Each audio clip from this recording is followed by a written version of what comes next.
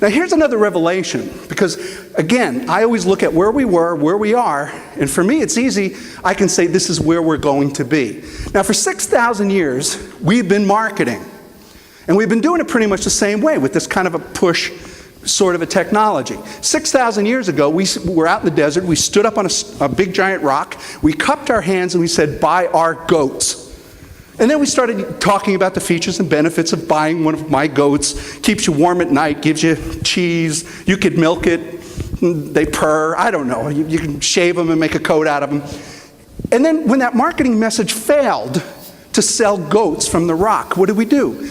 We went back into the marketing tent, we recrafted that message, and tomorrow morning we got back up on the rock and we started shouting again, hoping that that marketing message was more effective than it was yesterday.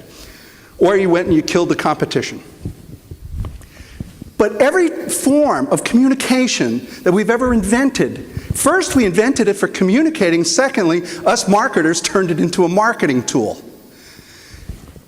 Let's jump ahead. I'm not going to take you through all 6,000 years because there's a cocktail party that we all want to go to. But Gutenberg invented the printing press. He invented movable print.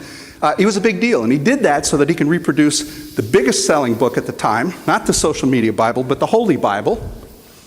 And he did that so he can reduce the cost and sell a lot of books. Now, one thing for sure, I've never found any proof of this, but I guarantee you the day that Gutenberg had a warehouse full of printed Bibles, the second piece of information he printed was a marketing sheet so that he could sell his Bibles. He then changed from being a printer into a marketer.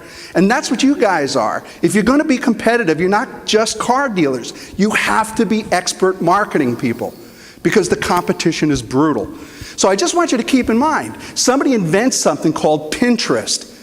I have no interest in Pinterest, but I know that my prospects and customers do, and if I'm going to communicate with them, it's not about me.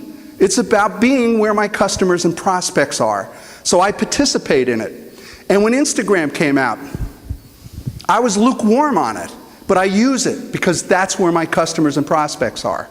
So this slide, what I want you to walk away with, and I'm sorry to say this, it's not about you, it's about where your customers are. If they're on Facebook, you need to be on Facebook. If they're going to check out your profile on LinkedIn, you better have a good profile on LinkedIn. Any tools that we use for communication, even tools that hasn't been invented yet, when a new tool comes out, if you're the first one to learn how to use that tool for marketing, you're going to have a competitive advantage. Does that make sense? You guys doing all right?